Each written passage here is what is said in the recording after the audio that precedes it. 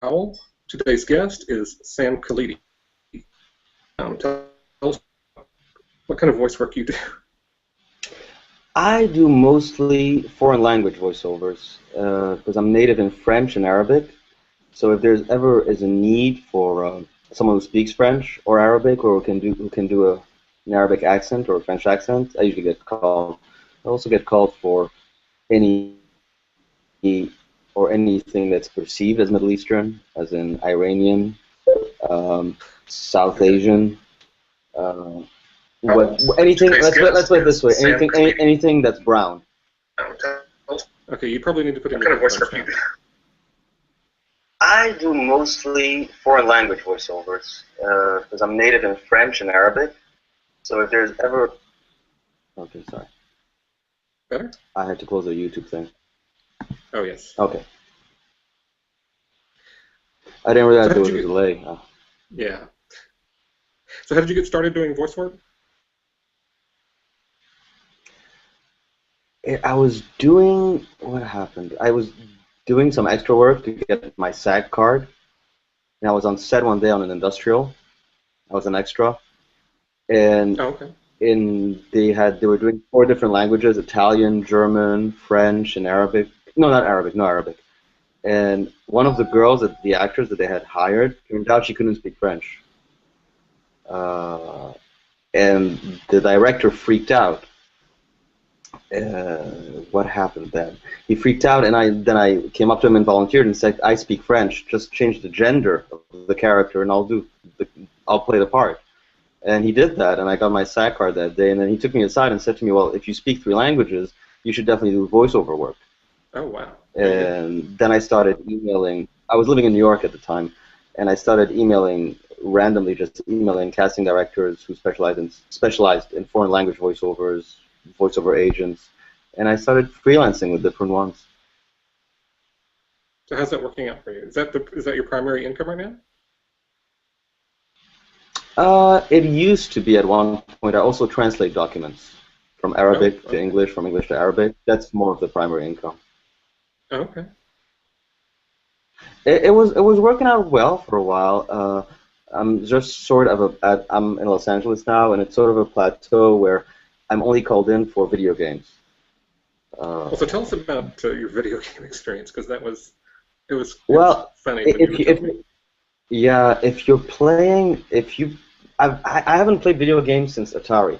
I might have played Sega in the late '80s or in early '90s, So no but voices so on I haven't those. caught up with what's going on. But from the auditions I go to and the recordings I record, my understanding is that it's mostly about shooting people.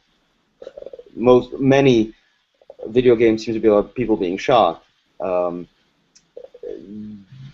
There's a lot of those. Gang members shooting in America, and a lot of it is on a battlefield video games. So if you play a video game where you're playing an American soldier who has to shoot an Arab in the desert or something, and the Arab starts screaming and insulting him, that might be me. So that's your character's getting shot at. So what kind of Yeah. responses do you have? Do you want me to do it? Oh, sure. Yeah, let's hear some. I mean, sometimes they just want me to improvise. They'll sit, which is nice. The improvising part is nice. They'll be like, let me move back, and like, okay, they'll say to me, you got shot, like, oh, and I have to do that for about 6 hours. So for the next few days after that, I do not have any voice left because I have to do it. They'll Oh, ask me to do the young soldier, they'll ask me to do the middle-aged soldier, and then they'll ask me to do the older soldier, and it's such a variation of making it raspy. Like, I'm just doing it in English, right. like, uh, اسمي سمير أنا بحكي عربي versus اسمي سمير أنا بحكي عربي. Doing the high pitch, low pitch, raspy voice, non-raspy voice, scary, intimidating, calm. I don't get calm a lot. Oh, calm when I do French characters. When I do the French soldier that's dying, he's usually calm and he has a high pitch. But the Arab soldier is always angry. Oh, yeah. He has a growl. But your French soldiers are not cowardly or anything like that, as the American They're stereotype would not as suggest? aggressive. They're like always waving a white flag, screaming, "We surrender!" Very good. I'm exaggerating. That's not the case. Yes. But I'll tell you why I get called for video games. It doesn't matter how many characters you voice during the session. You're only getting paid for one session. Right. So I've gone in where I've voiced a dozen different characters, 4 Arabic speakers, 4 French speakers, and different accents, a French accent, Arabic accent, and I only got paid for one session. So it's like they hired one person to do 12 jobs, but they only paid him for one job. So that, and they've been trying to change that, but video games are governed by AFTRA, not SAG, so it's a little trickier. I mean, that's what I'm told, that it takes a while to get things, to change things. Okay. And a lot of my friends who do voiceovers, who do a lot more than I do, who do a lot of video games voiceovers, get very frustrated because it doesn't matter whether the video game sells 1 copy or 200 million copies, you're only getting paid once. There are no residuals. Oh. Whereas if you do a voiceover for a documentary, a movie, for Jimmy Kimmel, every time that movie airs on TV, you're getting a residual check. Every time a DVD comes out, you're getting a residual check. When it goes streaming on Netflix, on Amazon, you get another. There's none of that with video games. They could reissue the same video game. They could I think they could also. I'm not sure if they can. They might be able to reuse your voice in a sequel, and you won't get paid. Okay. And that's why a lot of people will not want to do video game voiceovers once they get established. They want to do other things. But that's changing because video games are becoming such a huge market that celebrities now are doing it. It was a huge deal about 2 months ago. Kevin Spacey did was cast as a character in a famous video game series, and it was all over the internet. I've seen some parodies for his. I asked him a few questions on Twitter. Sorry? Go ahead. I asked him a few questions on Twitter, and I ended up being blocked by him. Okay. Well, I have a question from one of your fans. Let's see if I can get it up on the screen here. Yes. Do you see it? No, where do I look? Language. I don't know. Let's see. Try that. Yes, no? Draw is not supported on this user platform. That's what it says. If you were going to learn another language, which would you think would help you in your work now the most? I was thinking about learning Spanish, but there's a lot of competition, so it wouldn't really help me because I would never be as good as a native speaker. Right, and you know, if you're in Los Angeles, there would be a lot of competition. Exactly, but it could help me because then they would call me for the video game session to do an Arabic voice, French voice, English voice, and a Spanish voice. So they would be getting 4 actors for the price of 1. So pretty much, Spanish would be the smart way to go. But I just got the Rosetta Stone Italian kit, and I started using it, and it's a lot of fun. Because my grandmother is actually Italian, and my mother spoke Italian fluently, but it was the secret language in the family. Only the women, they would not teach the husbands or the children to speak it. So when they were in the kitchen gossiping about us, their husbands and their children, how much we annoyed them, they would speak in Italian, my mother and her sisters and my grandmother, their mother. And they made sure that we didn't understand what they were saying. I mean, even though you pick up on a few things as a kid. Right. I mean, some of the words are similar to French, I suppose. Yeah, I mean, if you speak French, it's very close. And close to English, too. I would think Italian, Arabic and Spanish would be good together, too, because of Morocco, and there's a Spanish connection there. Yeah. That would be interesting, yeah. So tell me about the documentary work that you did for Fox News. Oh, my God. Okay, people, if you're watching this, don't judge me. I did 1 or 2 voiceovers for Fox News. I was starving in New York. I was really hungry. And I wanted, you got to keep your friends close and your enemies closer. I had to go in there and see what was going on. And let me tell you something. There's a lot of queens working at Fox News.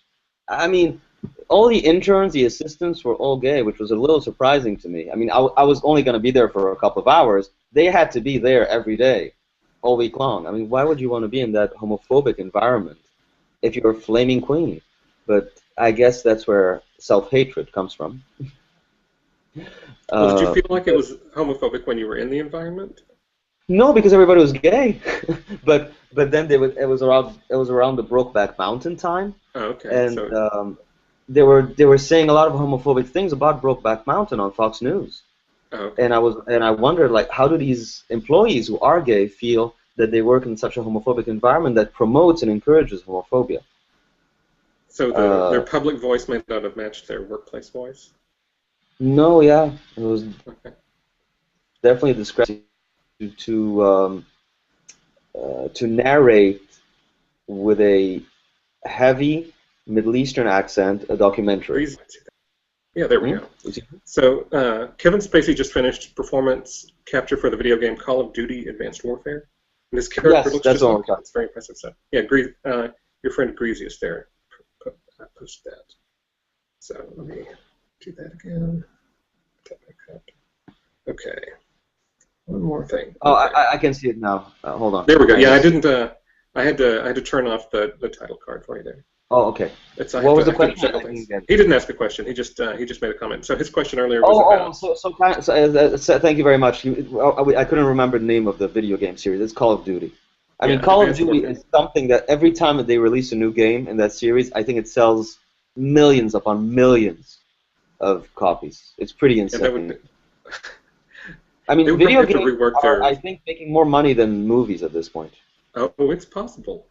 I hadn't thought about that. But there's so many of them. But they take so long Yeah, to but make too. it does, but it costs less, and the profit is much more significant. But if they're going to start paying people better for their work, that's going to change things also. Hopefully that'll change with the merger of SAG and AFTRA soon. I, I I've been seeing some of that doing the audiobook work that I've been doing. SAG-AFTRA have some elements involved with the royalties Mm-hmm. from Audible. Uh-huh. I Do you want me to tell you more about Fox News? Oh, sure, because Greasy's also posted another. Let's see if I can Okay. put it up here. He's just wondering if those, if not self-hatred, hopefully they're trying to change things from the inside. They were not. They were so okay. not. They were just going with the flow. They were not. They were not doing much in that sense. I mean, And this was 9 years ago, you said, or it thereabouts? was a while ago. We're talking 2007, I think. Okay. And so they called me in Okay. and to narrate a documentary with a heavy Middle Eastern accent, and they had Oh. already got another actor to do the voice to narrate the first part of the documentary.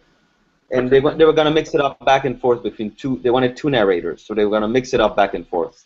Okay. And the first thing I noticed is they played the audio to me. The so-called Middle Eastern actor they had hired to narrate the first part was not Middle Eastern. He was South Asian. He had a very, very heavy South Asian accent. Oh, And the that's a documentary whole was set in different. the Middle East. So I started explaining to the director who was leading the session and the audio, the engineers, that this is not a Middle Eastern accent, by the way. And they're like, yeah, we know he's Indian. I'm like, well, it's a different country, it's a different continent, it's a different culture, it's different everything. And they're like, yeah, but people won't be able to tell the difference. And it's a good point.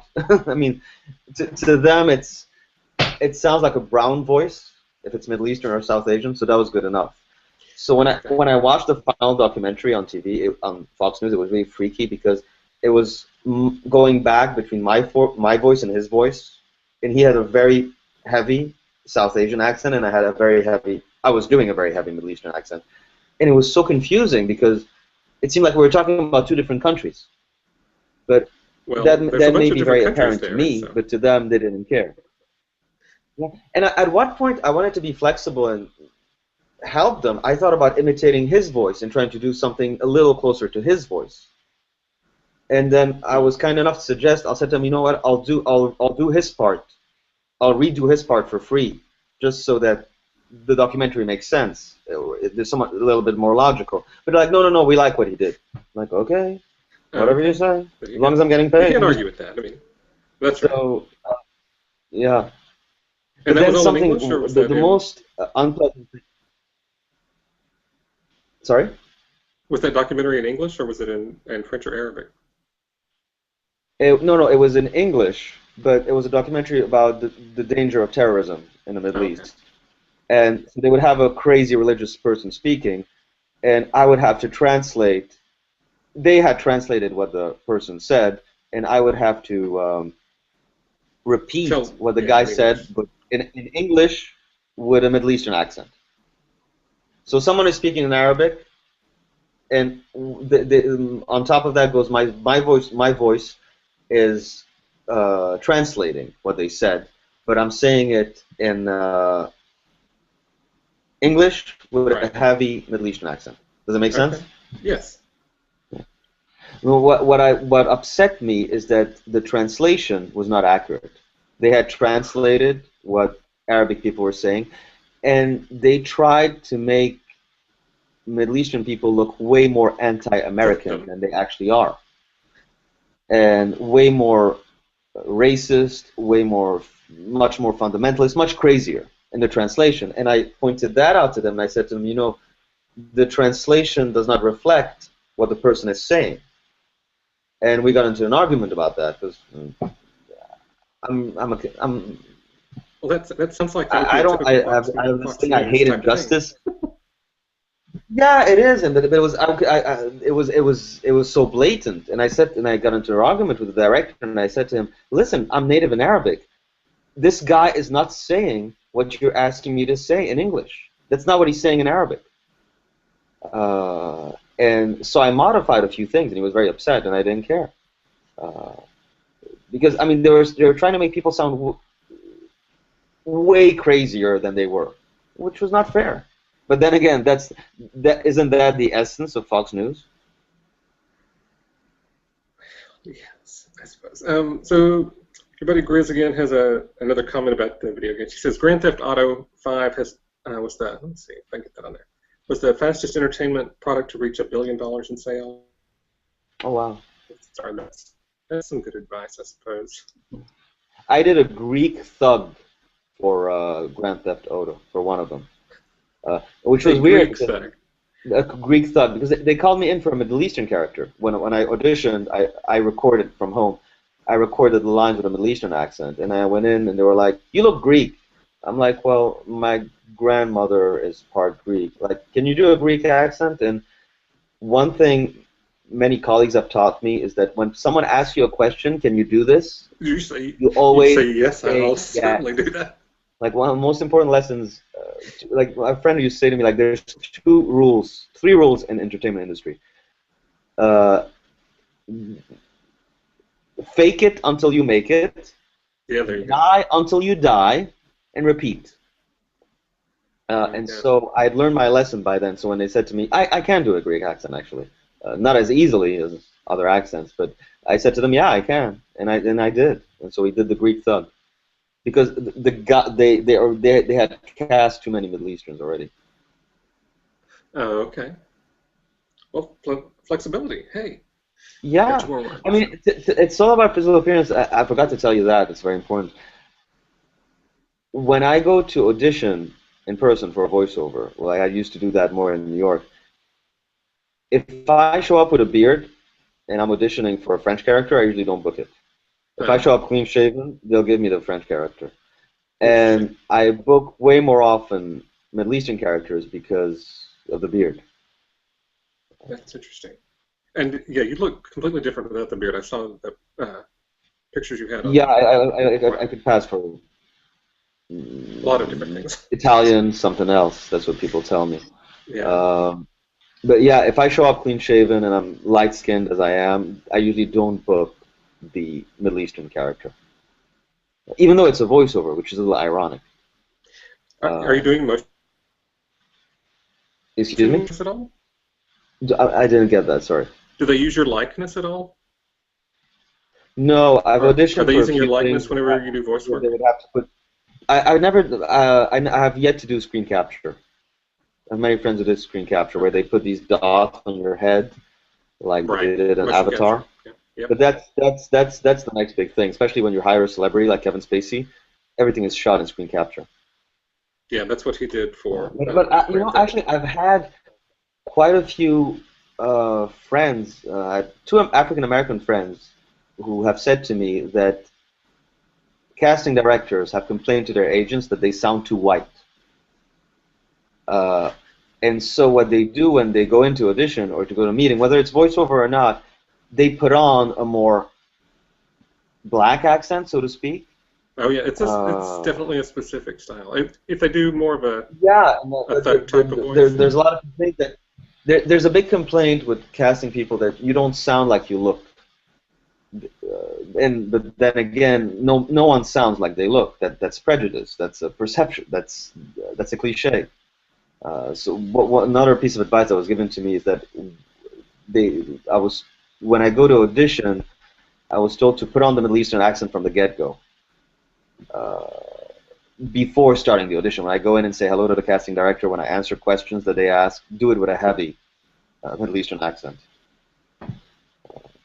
Because and this is even more confusing to people. When I first came to the United States in 2001, I had a heavy French accent. oh yes. The first language that I learned is French, and my mother doesn't speak much English, but when she spoke English, she had a very heavy French accent. So my English, I sort of had a very heavy French accent when I spoke English. And it was very confusing to people because I have these dog features and I had a beard, but then I had a French accent. It just blew people's mind. But then again, there was this kid who had the same problem. He was from Nigeria, and he was fluent in Japanese because he had been adopted by Japanese parents.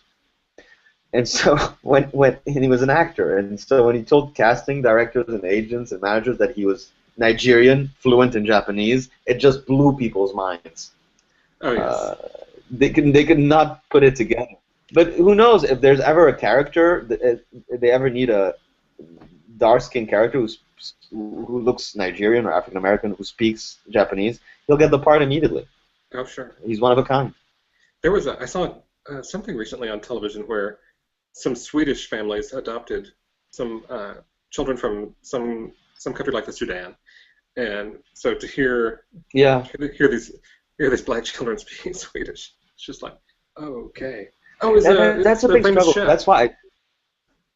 Yeah. Go ahead. And that's another struggle I've had is that my French is actually much better than my Arabic. I mean, my Arabic is good, but my French is even better. But it's hard for me to convince people that my French is actually good, and because I'll say I'm native in French, and they'll say to me like Lebanese French, Moroccan French. I'm like, no, Parisian French, because they want to know what my accent is. Because when they call you in for a French audition, it's either Canadian French or Parisian French. I cannot do the Canadian accent. It's not very different, but there are some subtle differences. But when I tell industry people that I'm fluent in French, and I say Parisian French, they're like you don't have an Arabic accent when you speak French. I'm like, no. But it's hard for them to understand, and it is confusing. And I have to explain the history of it. Lebanon was a French mandate after WW2, which is sort of like a French colony. We're taken over by French people, and we almost became a colony, but that didn't happen. All the street names are still French, and French culture took over the country, just like they did in Algeria. And to this day, it remained. I'd say 50% of people go to a French school, and at least 40% of people in Lebanon speak perfect French. Oh wow! But I have to explain the historical and geographical context of that to people to get them to believe that I actually do speak French. And I found a way around that on IMDb. Because on IMDb it says which country were you born in. Yes. Lebanon and Syria in the 30s or 40s was called the French Mandate of Lebanon. French Mandate of Syria and Lebanon. Okay. So when I put in my bio, when I was filling up my bio on IMDb, I put in that I was born in the French Mandate of Lebanon, which makes no sense because it wasn't that ceased to exist 30 years before I was born, 40 years before I was born. But when I'm hoping, well, it kind of works because when industry people will look at my IMDb page, they'll say, "Oh, French mandate of Lebanon." It makes it easier to believe that I speak two foreign languages. That's There's like amazing. little tricks I've had to learn. So, how have you developed your American accent for speaking English?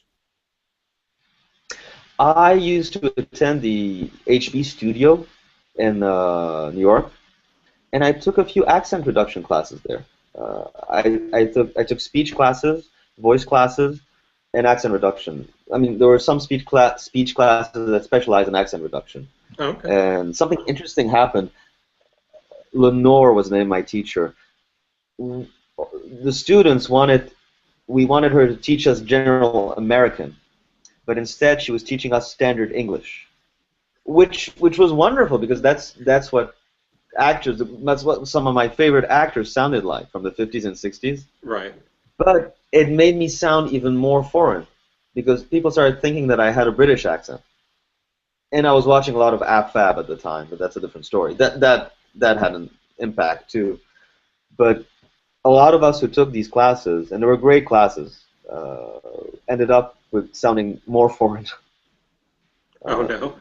I remember at the time people were telling me you sound British. People were asking me if I was raised in the UK.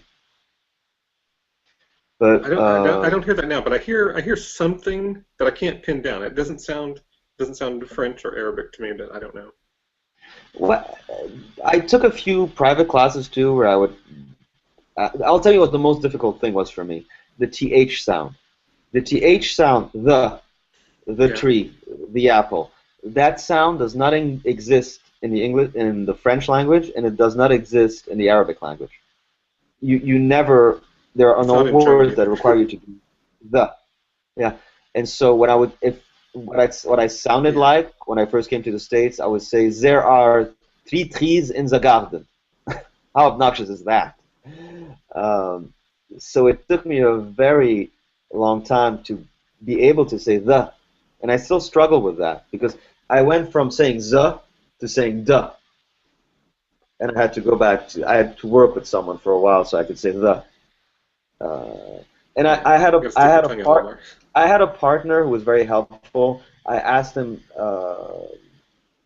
a famous movie producer. I asked him like I said to him like every time I mispronounce something, point it out to me, or punch me, or pinch me, and he did that.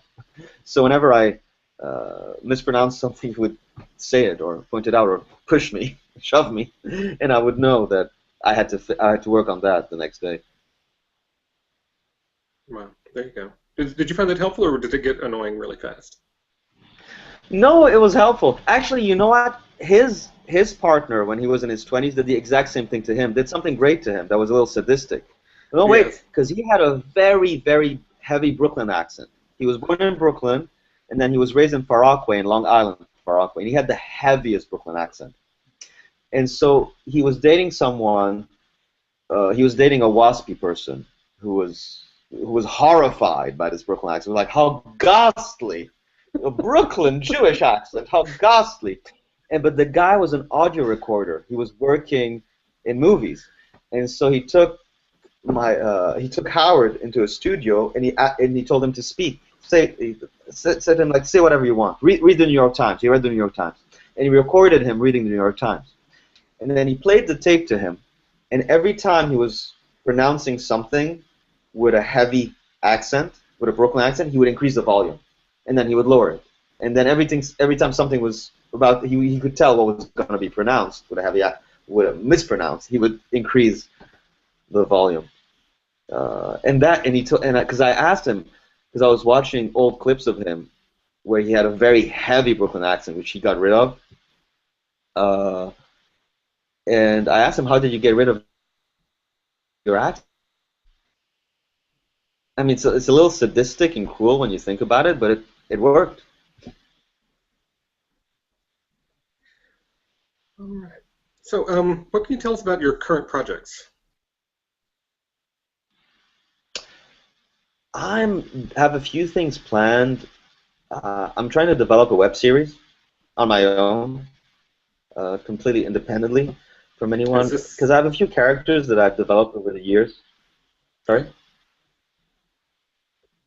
I have a few characters that I've developed over the years, and they're just caricatures. They're absurd, absurd caricatures. And one of them is Prince Abdul, of course. He's this crazy, closeted Saudi Arabian prince on the down low. I mean, think of it as a crazy version of SNL. And I have another character that's based on Jean-Paul Gaultier, and a third one who's called Gary. He's a leather daddy guru. He's a crazy leather queen who fancies himself as a guru, uh, and he's in his 20s. He thinks he's a WeHo queen, but he's not. So I'm gonna be doing sketches with mostly these two characters, Jean-Paul Gaultier, a variation of Jean-Paul Gaultier called Jean-Paul, and Gary. So there's a few things planned with that, and I do a very bad impression of Joan Crawford, and she's going to be one of the characters too. And the one thing they're going to be doing, all three of them, is recreating classical movie scenes. Uh, like like Gary the Leather Daddy, his favorite movie is Dirty Dancing, and he's going to do all the lines of Baby from Dirty Dancing, like I carried a watermelon, that kind of thing. And Jean-Paul Gaultier, the Jean-Paul character is he's a flaming queen, and he's going to be recreating Rambo movies and Rocky movies. He's going to be doing Streetcar Named Desire too, so that's going to be some of the sketches. I also have this other thing where I would like to go visit certain places, like Chick-fil-A, the fast food company. I may have to dress up as Joan Crawford and go and talk to people who work there. And, I mean, just ask them very straightforward questions, knowing the history of Chick-fil-A. I'm gonna show up at the whatever front desk they have, whatnot. I have never been there, but I'll go there dressed as Joan Crawford, but in the wire hanger scene with that gown and the white face. And I'll be like, why can't you give me the respect that I'm entitled to? And then I walk over the table and I'm like, you call this clean? And hopefully I'll find a friend that's crazy enough to videotape it, and then we'll upload it on YouTube and see what happens. I mean, you should be able to pursue. To what? It froze. Are you doing any stand-up? I'm doing stand-up for the first time Tuesday night. For the first time ever. Excuse me? Okay. I thought I saw something about that on your wall, and I wasn't really sure. I thought I saw something about stand-up on your wall, and I was just going, I hadn't noticed that before. Yeah, you know, it's the people on Facebook are so wonderful and so supportive that they started asking me to do stand-up. They started asking me, do you do stand-up? And I said, no. And because I write in a stand-up kind of fashion, most of my posts are set up, punchline, set up, punchline. So I understand the I sort of think in a stand-up comedy way, and I'll tell you why. I started watching stand-up as a kid on VHS before I could speak English.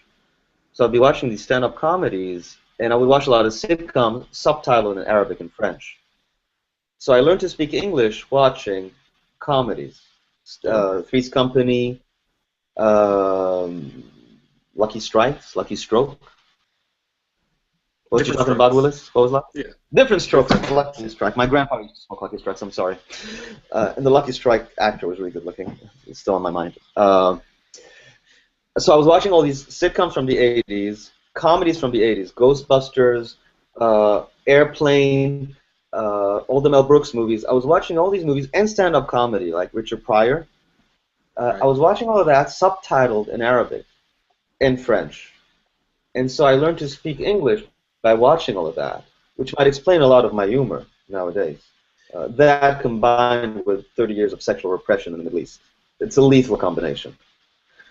And that just seems so right for comedy. And you being in the middle of that just seems, it's just, I see your post and I'm just going, oh, that was just too good. So yeah, I really hope that. It froze. I'm sorry, it froze. I missed what you said. Yeah, you've been freezing up on me also. Well, I hope the stand-up really works for you because your posts have been just amazingly funny and just, I mean, people have been I incredible mean, because offensively funny. what happened is because people kept saying, "Will you do stand up? Will you do stand up? Will you do stand up? Please do stand up. I'll come see you do stand up." I asked the great Bruce Daniels. There's a stand up comedy club I go to. There's a show called Drunk on Stage. They used to be at Akbar. They moved to a different venue at Revolver, and I used to go there all the time. And I mustered the courage to ask Bruce, "Can I get on stage one night?" And he said yes. And it's pretty amazing because Bruce Daniels was the first live stand-up comedy I ever saw in the United States. When I first moved to New York, I went up to Harlem to the great Apollo, the historical Apollo. How do you say it correctly? Apollo Theater. Apollo And I Theater, saw yeah. Margaret's show, and Bruce Daniels was the opening act for Margaret. And that was the first live show I ever saw, and they were both hilarious. And so it's kind of full circle that he's allowing me to go on stage Tuesday.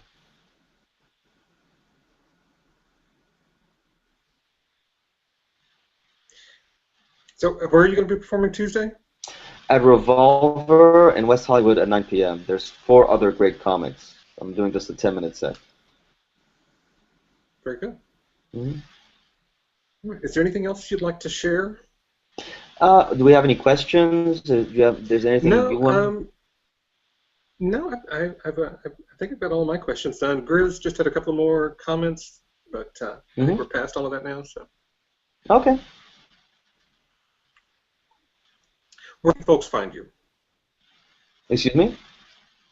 Where can folks find you if they want to follow some of this humor stuff that we've been talking about? I'm on Facebook. You send me a friend request, I'll accept it.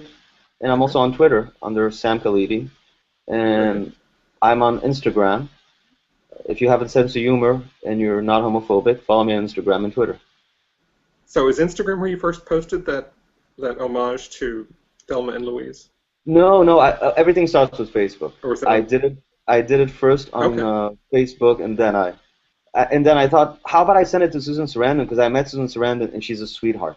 Anybody who's worked with her, anybody who's met her, has said that she's an absolute sweetheart. And that was just I was afraid at first, is she gonna get offended that I brought a dog into it? Is she gonna offended that a hairy, bearded Middle Eastern man is impersonating her?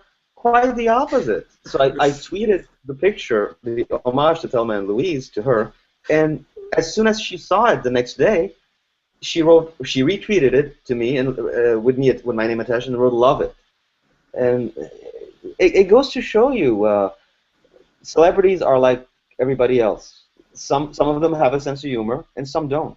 And Susan Sarandon just happens to be beautiful, talented, and has a great sense of humor. Which is why she is so loved to this day, and which is why she has such a huge following. But that's an ongoing project, by the way. That's a lot. Many people have been asking me. I don't know if I can do it, but I know Tom, the German Shepherd, can do it. We're going to recreate all the classical movie scenes. Me and Tom are going to do Mommy Dearest, Christina, and Joan Crawford. We're going to do Baby Jane Hudson and her sister. We're going to do Casablanca. We have a few things lined up. We're going to be pretty busy. And those and you know, but the Susan Sarandon thing with Tom, as a come full circle, I share Tom with my partner, my ex-partner, Howard, who I was talking about earlier. Right. He actually produced 2 Susan Sarandon movies. He produced a great documentary with Susan Sarandon called The Celluloid Closet. Oh. Based on the Vito Russo book, The Celluloid Closet.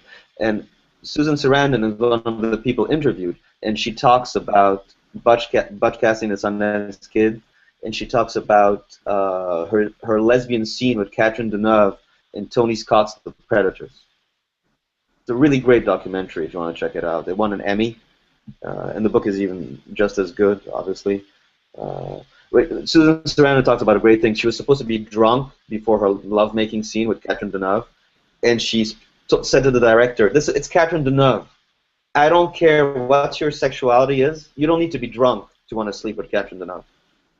And so they took that out of the scene, and she didn't get drunk. She just kissed Catherine Deneuve. There you go. Wow. Mm-hmm. All right.